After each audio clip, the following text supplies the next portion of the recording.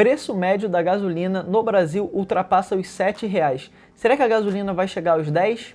Para quem não me conhece, meu nome é Lucas Assunção e aqui vamos falar sobre mercado financeiro, economia, política e muito mais. Convido você a se inscrever, deixar o like e ativar o sininho para continuar acompanhando mais conteúdos como esse. Aproveitando, deixa aqui nos comentários se você acha que a gasolina vai bater os R$10 até o final do ano e quanto está a gasolina no seu estado. Me deixa aqui nos comentários. Por que a gasolina está tão cara? Primeiro, a gente precisa entender a situação do petróleo no mundo. Porque lembrando que a gasolina é petróleo. Gasolina, o diesel é tudo derivado do petróleo. Então a gente precisa entender o panorama global disso. Até porque ele é um produto globalizado, que envolve todos os países. Eu já expliquei um pouco mais nesse vídeo aqui que eu fiz o que não te contam sobre a guerra entre Rússia e Ucrânia. Assista para você entender melhor, mas partindo do ponto somente do petróleo. Os Estados Unidos hoje basicamente controla e eles gostam de ter esse controle sobre o petróleo e sobre a precificação, até porque commodities é precificada em dólar. E partindo desse princípio, se a gasolina aumenta nos Estados Unidos, ela aumenta no mundo todo. É o que a gente está vendo aqui,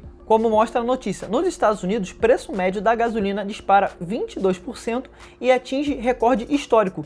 Gasolina chegou ao maior preço da história nos Estados Unidos de R$ 4,43 o dólar por galão. O galão tem mais ou menos 4 litros, superando o recorde do ano de 2008 por mais de 8%. A alta recente passa de 22%. Então é uma alta muito relevante. A inflação lá também está batendo recorde. E se o combustível aumenta, basicamente a inflação toda tende a aumentar. Tanto é que a nossa inflação está muito correlacionada com o aumento dos combustíveis, porque a nossa economia depende muito dessa matéria-prima. Nós somos muito dependentes. Seguindo esse ponto, a gente olha que o preço, como eu falei, do preço médio está batendo $4,50. Há um ano atrás, você encontrava a gasolina nos Estados Unidos a $1,47, que era o preço mais barato.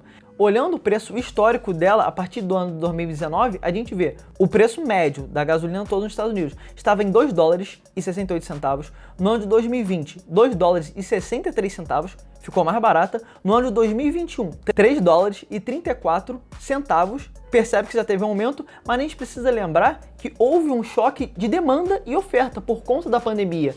Então a produção de petróleo ficou com uma oferta limitada. É a questão economia básica, eu gosto de falar sempre, oferta e demanda. Se tem uma oferta limitada e uma demanda que continua a mesma, o preço desse produto vai aumentar. É o que está acontecendo.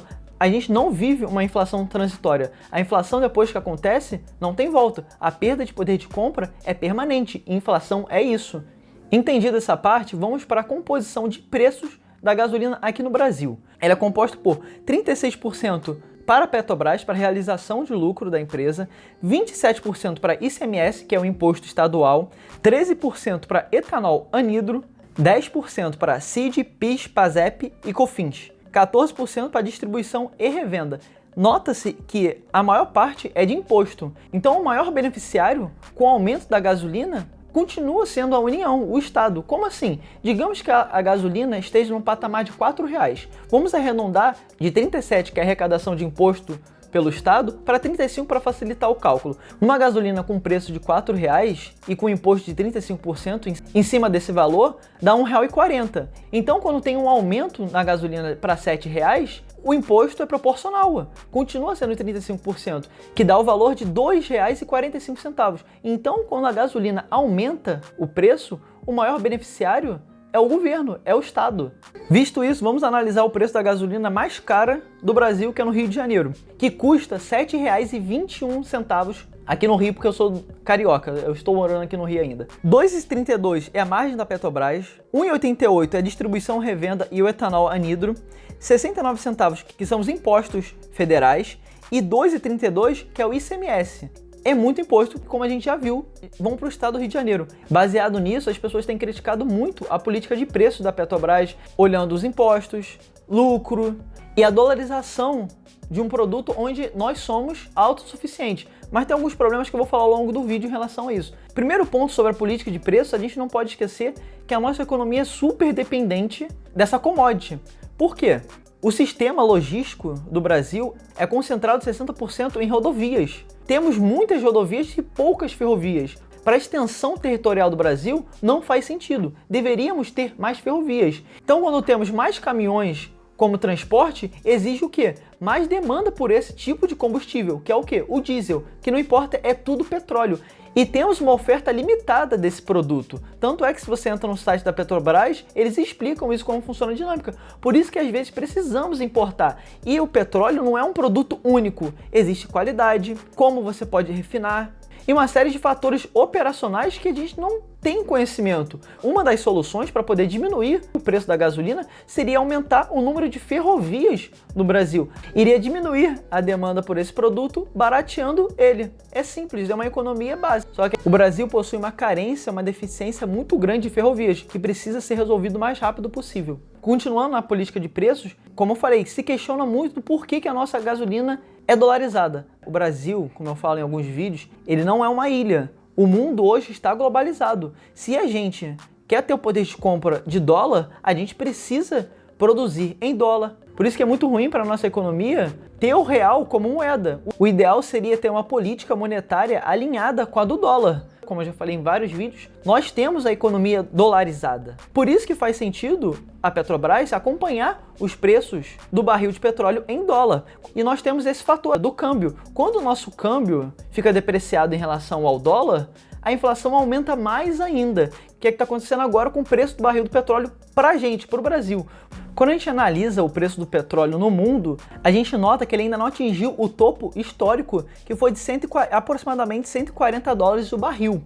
Mas quando a gente faz a conversão para o real, a gente vê que o preço do barril do petróleo está nas máximas para a gente. Então esse fator cambial contribui para o aumento da gasolina aqui no nosso país. O que o governo deveria fazer é melhorar a política cambial, porque desde a pandemia, nosso câmbio ficou muito alto em relação ao dólar. Saiu de 3,5 para 5, alcançou quase R$6. O brasileiro, que tem que usar o real, sofre por causa dessa política cambial ineficiente. Está melhorando agora por causa do aumento da taxa Selic, então o nosso câmbio está ficando mais atrativo, o Brasil está ficando mais atrativo, mas não sabemos por quanto tempo vai durar. E para tentar resolver esses problemas, o governo está criando algumas propostas políticas. Porém, essas propostas políticas são soluções de curto prazo, porque ele vai querer ficar intervindo na economia, na política de combustível. Devemos lembrar que o governo só intervém porque estamos em ano de eleição. Então ele quer ser eleito. A Dilma, por mais que ela tenha feito um governo ruim, ela conseguiu ser eleita porque ela interviu no preço da gasolina lá em 2014. Tomar medidas como padronizar o ICMS, dar auxílio gasolina, talvez declarar o estado de emergência para poder aumentar os gastos do país.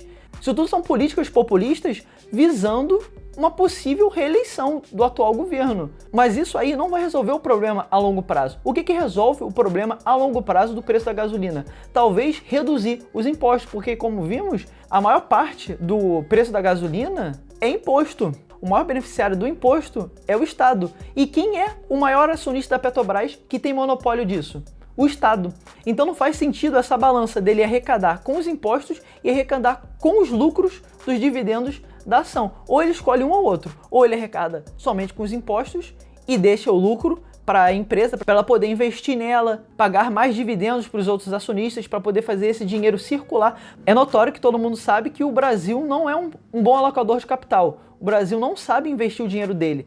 Temos casos de corrupção, saúde, educação e segurança de baixa qualidade. O Estado não sabe administrar o capital de forma eficiente. Talvez se ele distribuísse os lucros para a sociedade, ela fizesse melhor uso dele. Então o governo precisa fazer uma renúncia de algum desses dois benefícios, ou dos dividendos ou dos impostos. Mas ele não, ele quer ganhar os dois. E isso acaba prejudicando o quê? A população.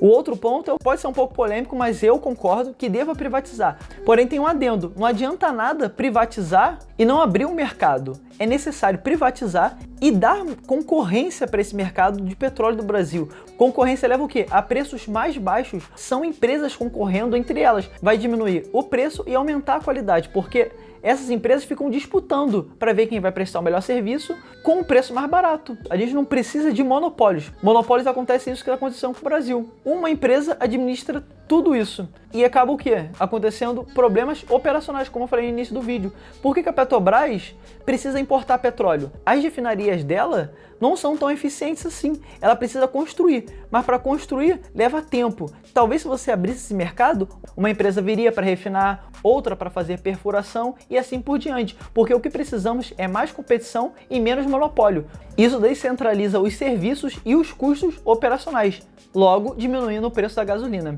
Então é isso, galera. Espero que vocês tenham entendido por que a gasolina está tão cara, principalmente aqui no Brasil. Mostrei algumas soluções de como podemos ter uma economia mais justa e benéfica para a população. Não esqueça de se inscrever, deixar o like e ativar o sininho para continuar acompanhando mais conteúdos como esse. Nos vemos no próximo.